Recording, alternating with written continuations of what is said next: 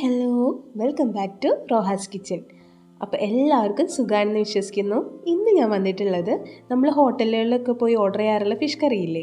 അപ്പോൾ ഹോട്ടലുകളിലൊക്കെ പോയി ഓർഡർ ചെയ്താൽ നമുക്ക് കിട്ടുന്ന ഫിഷ് കറിയുടെ ഗ്രേവി വളരെ തിക്കായിട്ടുള്ളൊരു ഗ്രേവി അല്ലേ, വളരെ ടേസ്റ്റി ആയിട്ടുള്ള വളരെ തിക്കായിട്ടുള്ള ഗ്രേവി. അപ്പോൾ ഇന്ന് നമ്മൾ ചെയ്യാൻ വേണ്ടി പോകുന്നത് അതുപോലുള്ളൊരു റെസിപ്പിയാണ്, നല്ല അടിപൊളി മീൻ കറി. അപ്പോൾ നമ്മുടെ റോഹസ് കിച്ചൻ ചാനൽ ഇതുവരെ സബ്സ്ക്രൈബ് ചെയ്തിട്ടില്ലെങ്കിൽ, ആദ്യമായിട്ടാണ് കാണുന്നതെങ്കിൽ സബ്സ്ക്രൈബ് ചെയ്യാൻ മറക്കല്ലേ. അപ്പോൾ ഇതിനായിട്ട് ഞാനിവിടെ ഒരു ചീനച്ചട്ടി അടുപ്പത്ത് വെച്ചിട്ടുണ്ട്. അതിലേക്ക് ഞാനൊരു 3 ടേബിൾ സ്പൂണോളം വെളിച്ചെണ്ണ ചേർത്ത് കൊടുത്തിട്ടുണ്ട്. അപ്പോൾ വെളിച്ചെണ്ണ ഒന്ന് ചൂടായി വരട്ടെ. വെളിച്ചെണ്ണ ഇവിടെ ചൂടായി വന്നിട്ടുണ്ട്. ഇനി ഇതിലേക്ക് നമുക്ക് 1 ടീസ്പൂൺ ഉലുവ ചേർത്ത് കൊടുക്കാം. ഉലുവ ചേർത്തതിന് ശേഷം ഒന്ന് ഇളക്കി കൊടുക്കാം. ഉലുവയൊക്കെ ഒന്ന് പൊട്ടി വരട്ടെ. അപ്പോൾ ഉലുവയൊക്കെ ഒന്ന് പൊട്ടി വന്നിട്ടുണ്ട്. നമുക്കതിലോട്ട് ഒരു 2 ടീസ്പൂണോളം വെളുത്തുള്ളി ചതച്ചത് ചേർത്ത് കൊടുക്കാം. ഇതിലേക്ക് 1 ടീസ്പൂൺ ഇഞ്ചി ചതച്ചത് കൂടി ചേർത്ത് കൊടുക്കാം. ഇഞ്ചിയുടെയും വെളുത്തുള്ളിയുടെയും പച്ചമണം മാറുന്നത് വരെ ഒന്ന് വഴറ്റി കൊടുക്കാം. നിങ്ങൾ പുറത്ത് ഹോട്ടലിൽ കഴിക്കാൻ വേണ്ടി പോയാൽ ഫിഷ് കറി ഓർഡർ ചെയ്യാറുണ്ടോ? ഞാൻ ഓർഡർ ചെയ്യാറുണ്ട്. എനിക്ക് ഭയങ്കര ഇഷ്ടമാണ് ഫിഷ് കറി. ഹോട്ടലിലെ ഫിഷ് കറിക്ക് ഒരു പ്രത്യേക ടേസ്റ്റാണ്. അങ്ങനെ ഞാനൊരു റെസ്റ്റോറൻറ്റിൽ നിന്ന് അവിടുത്തെ ഷെഫിനോട് ചോദിച്ച് മേടിച്ച റെസിപ്പിയാണ് കേട്ടോ ഈ ഫിഷ് കറിയുടേത്. അപ്പോൾ അത് നിങ്ങളായിട്ട് ഷെയർ ചെയ്യാമെന്ന് വിചാരിച്ചു. അപ്പോൾ ഇനി അടുത്തതായി ഇതിലേക്ക് ഒരു മീഡിയം സവാളയുടെ പകുതി ഞാൻ ചെറുതായി അരിഞ്ഞത് ഇതിലോട്ട് ചേർത്ത് കൊടുത്തിട്ടുണ്ട്. കാരണം കുറച്ച് അരിഞ്ഞിട്ടാണ് ചേർത്തിട്ടുള്ളത്. ഇനി സവാളയൊക്കെ ഒന്ന് വാടി വരുന്നത് വരെ വഴറ്റിയെടുക്കാം. ഇതായി നമ്മൾ ഇതിലോട്ട് ഒരു 1/2 ടീസ്പൂൺ കല്ലുപ്പാണ് ചേർത്ത് കൊടുക്കുന്നത്. കറികളിലൊക്കെ നമ്മൾ പൊടിയുപ്പ് ചേർക്കുന്നതിനേക്കാളും കൂടുതൽ ടേസ്റ്റ് ഉണ്ടാവുക കല്ലുപ്പ് ചേർത്ത് കൊടുക്കുമ്പോഴാണ്. അപ്പോൾ കല്ലുപ്പ് ഉണ്ടെങ്കിൽ കല്ലുപ്പ് തന്നെ ചേർക്കാൻ ശ്രദ്ധിക്കുക. അടുത്തതായി ഇതിലേക്ക് 2 പച്ചമുളക് കൂടി ചേർത്ത് കൊടുക്കാം. അതുപോലെ കുറച്ച് കറിവേപ്പില കൂടി ചേർത്ത് കൊടുക്കാം. ഞാൻ കറിവേപ്പില ചേർക്കുന്ന ഭാഗം വിട്ടുപോയി, അതുകൊണ്ടാണ് പ്രത്യേകം എടുത്ത് പറഞ്ഞത്. കറിവേപ്പില കൂടി ഒരു തണ്ട് കറിവേപ്പില കൂടി നമുക്കിതിലോട്ട് ചേർത്ത് കൊടുക്കാം. അടുത്തതായി കറിയിലേക്ക് വേണ്ട മസാലകൾ നമുക്ക് ചേർത്ത് കൊടുക്കാം. ഞാനിവിടെ കാശ്മീരി ചില്ലി പൗഡറാണ് ഉപയോഗിച്ചിരിക്കുന്നത്. ഒരു 2 ടേബിൾ സ്പൂണോളം കാശ്മീരി ചില്ലി പൗഡറാണ് ചേർക്കുന്നത്. കാരണം നമ്മുടെ കറിക്ക് നല്ല കളർ വേണ്ടേ. മീൻ മുളകിട്ടതാകുമ്പോൾ ആ ഒരു ചുവപ്പ് കളർ, നല്ല റെഡ് കളർ ഇങ്ങനെ എടുത്ത് കാണിക്കുമ്പോഴല്ലേ അത് കാണാനൊരു ഭംഗി. അതുകൊണ്ടാണ് ഞാനിവിടെ കാശ്മീരി ചില്ലി ചേർത്ത് കൊടുത്തിട്ടുള്ളത്. നിങ്ങളുടെ കയ്യിൽ സാധാരണ മുളക് പൊടിയാണെങ്കിലും ചേർക്കാം, പക്ഷേ കാശ്മീരി ചില്ലി ഉണ്ടെങ്കിൽ അതായിരിക്കും കുറച്ചുകൂടെ ബെറ്റർ. ഞാനിവിടെ ഒരു 1/2 ടീസ്പൂണോളം സാധാരണ മുളക് പൊടി കൂടി ചേർത്ത് കൊടുത്തിട്ടുണ്ട്. ആദ്യം പറഞ്ഞത് 2 table spoon Kashmiri chilli powder എന്നാണ്. 2 ടീസ്പൂൺ കാശ്മീരി ചില്ലി പൗഡറാണ് ഞാൻ ചേർത്തിട്ടുള്ളത് കേട്ടോ. അപ്പോൾ അടുത്തതായിട്ട് നമുക്കിതിലേക്ക് 1 ടീസ്പൂൺ മല്ലിപ്പൊടി കൂടി ചേർത്ത് കൊടുക്കാം.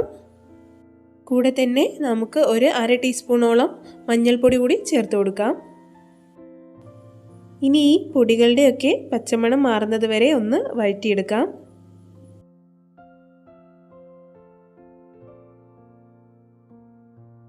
അടുത്തതായി നമ്മൾ ഇതിലോട്ട് ചേർക്കുന്നത് ഒരു 2 മീഡിയം സൈസ് തക്കാളി നന്നായിട്ട് മിക്സിയുടെ ജാറിലിട്ട് അരച്ചെടുത്തതാണ്. അപ്പോൾ ഇതുകൂടി നമുക്ക് ഇതിലോട്ട് ചേർത്ത് കൊടുക്കാം. ഇനി ഇതൊന്ന് ഇളക്കി യോജിപ്പിക്കാം.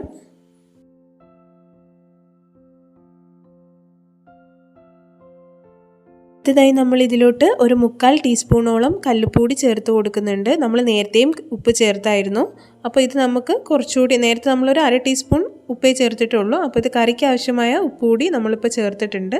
ഇനി ഇതൊന്ന് മൂടി വെച്ച് നമുക്ക് വേവിക്കാം. തക്കാളിയൊക്കെ നന്നായി വെന്ത് വരാൻ വേണ്ടിയിട്ടാണത്. നമ്മൾ നന്നായി വെന്തെന്ന് അറിയാൻ വേണ്ടിയിട്ട് തുറന്ന് നോക്കിയാൽ ഇതുപോലെ എണ്ണയൊക്കെ മുകളിൽ തെളിഞ്ഞു വരുന്നത് കാണാം. ഞാനിവിടെ ചെറുതീയിൽ ഒരു 5 മിനിറ്റോളം ഇതുപോലെ തക്കാളിയുടെ ഈ അരപ്പ് വേവിച്ചിട്ടെടുത്തിട്ടുണ്ട്. അതിന് ശേഷമാണ് മൂടി തുറന്ന് നോക്കുന്നത്. അപ്പോഴാണ് നമുക്കിതുപോലെ നല്ല എണ്ണയൊക്കെ മുകളിൽ തെളിഞ്ഞ് നല്ല പാകമായിട്ട് കിട്ടുകയുള്ളൂ. അപ്പോൾ ഇതുപോലെ തക്കാളിയുടെ അരപ്പൊക്കെ നല്ല വെന്ത പാകമായി വരുമ്പോൾ നമ്മൾ അടുത്തതായി ഇതിലോട്ട് ചേർക്കുന്നത് 1 കപ്പോളം വാളൻപുളി പിഴിഞ്ഞെടുത്ത വെള്ളമാണ്.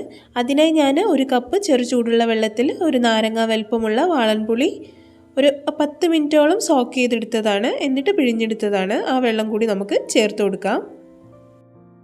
ഇനി ഇത് തക്കാളിയുടെ അരപ്പുമായി നന്നായി ഇളക്കി യോജിപ്പിച്ചെടുക്കാം. ഇനി ഇതൊന്ന് തിളച്ച് വരണം. നമുക്കിതൊന്ന് മൂടി വെച്ച് വേവിക്കാം. ഞാനിവിടെ തീ ഒരു മീഡിയം ഫ്ലെയിമിലിട്ടിട്ടാണ് തിളപ്പിച്ചെടുക്കുന്നത്. ഒരു 2 മിനിറ്റ് ഇതുപോലെ തിളപ്പിച്ചതിന് ശേഷം മൂടി തുറന്ന് നോക്കാം. കണ്ടില്ലേ, ഇതുപോലെ എണ്ണയൊക്കെ മുകളിൽ തെളിഞ്ഞ് വന്നതായിട്ട് കാണാം. ഇനി അടുത്തതായി നമുക്ക് ഇതിലേക്ക് മീൻ ചേർത്ത് കൊടുക്കാം. ഞാനിവിടെ നന്നായി ക്ലീൻ ചെയ്ത് നെത്തോലി ഞാൻ ഇതിലോട്ട് ചേർത്ത് കൊടുക്കുന്നുണ്ട്. നിങ്ങളുടെ നാട്ടിൽ എന്താ പറയുന്നത് എനിക്കറിയില്ല. ഇവിടെ നെത്തോലി എന്നാണ് പറയുക, കൊഴുവ എന്നും പറയുന്നത് കേട്ടിട്ടുണ്ട്. അപ്പോൾ ഏത് ഫിഷ് വേണമെങ്കിലും നിങ്ങൾക്ക് ഇതുപോലെ ഈ ഒരു സെയിം നമുക്ക് ഏത് ഫിഷ് വെച്ചിട്ടും ഇതേ സെയിം പ്രൊസീജിയറിൽ തന്നെ ഈ കറി ഉണ്ടാക്കിയെടുക്കാം. അപ്പോൾ എനിക്ക് നെത്തോലിയാണ് കിട്ടിയിട്ടുള്ളത്, അതുകൊണ്ടാണ് ഞാനത് ചേർക്കുന്നത്. ഇത് നിങ്ങൾക്ക് അയല, മത്തി അതുപോലെ ഏത് ഫിഷ് വെച്ചിട്ടും നിങ്ങൾക്ക് ചെയ്യാം. ഇനി ഈവൻ നെയ്മീൻ അതുപോലെയുള്ള കഷ്ണമീനുകൾ വെച്ചും നിങ്ങൾക്കിത് ചെയ്യാം. അപ്പോൾ ഇവിടെ ഒരാൾ മാത്രം കറിയിലേക്ക് വീഴാതെ ഇതാ ഒളിച്ചിരിക്കുന്നുണ്ട്. ആ മീനിനെ കൂടി ചേർത്ത് കൊടുക്കാം. നന്നായി ഇളക്കി യോജിപ്പിച്ചതിന് ശേഷം നമുക്കിതൊന്ന് മൂടി വെച്ച് വേവിക്കാം. ചെറു തീയിലിട്ട് വേണം കറി ഒന്ന് തിളപ്പിച്ചെടുക്കാൻ. വലിയ ഫ്ലെയിമിലിട്ട് ഒരുപാട് നേരം തിളപ്പിക്കരുത്, മീനൊക്കെ ആകെ ഉടഞ്ഞു പോകും. അതുകൊണ്ട് ചെറു തീയിലിട്ട് ഒന്ന് തിളപ്പിച്ചെടുക്കാം.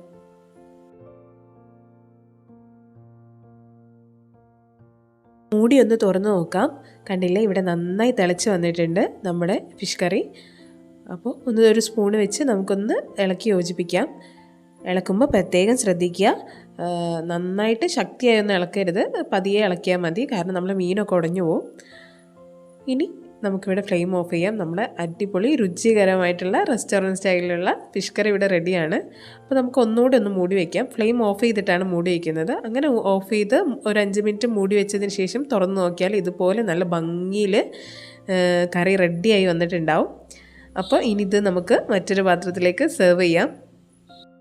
കണ്ടില്ലേ, അപ്പോൾ ഇതാണ് നമ്മൾ തയ്യാറാക്കിയിട്ടുള്ള നല്ല അടിപൊളി നാടൻ റെസ്റ്റോറൻറ്റ് സ്റ്റൈലിലുള്ള ഫിഷ് കറി. അപ്പോൾ നല്ല തിക്ക് ഗ്രേവി ആയിരിക്കും ഇതിന്, കഴിക്കാനും നല്ല ടേസ്റ്റാണ്. നമുക്ക് ചോറിനൊക്കെ ഇത് മാത്രം മതിയെന്ന് എനിക്ക് തോന്നുന്നു. അപ്പോൾ ഇത് നമുക്കൊരു വേറൊരു പാത്രത്തിലേക്ക് സെർവ് ചെയ്യാം. അപ്പോൾ ഞാൻ എടുക്കുമ്പോൾ തന്നെ നിങ്ങൾക്ക് കണ്ടാൽ മനസ്സിലാവും, നല്ല തിക്ക് ഗ്രേവിയാണ്. അപ്പോൾ നമ്മൾ ഫുഡ് കളേഴ്സ് ഒന്നും ചേർക്കാതെ തന്നെ നല്ല കളറോട് കൂടിയ നല്ല തിക്ക് ഗ്രേവി ആയിട്ടുള്ള ഒരു ഫിഷ് കറിയാണ് നമുക്ക് കിട്ടിയിട്ടുള്ളത്. ഞാൻ ആദ്യമൊക്കെ റെസ്റ്റോറൻറ്റിൽ പോകുമ്പോൾ വിചാരിക്കാറുണ്ട് ഇവരൊക്കെ കുറേ കളർ യൂസ് ചെയ്യുന്നതാണ്, പക്ഷേ അങ്ങനെയൊന്നുമല്ല. അപ്പോൾ ഈ വീഡിയോ നിങ്ങൾക്ക് ഇഷ്ടപ്പെട്ടാൽ ലൈക്ക് ചെയ്യാനും നമ്മുടെ ചാനൽ സബ്സ്ക്രൈബ് ചെയ്യാനും മറക്കല്ലേ.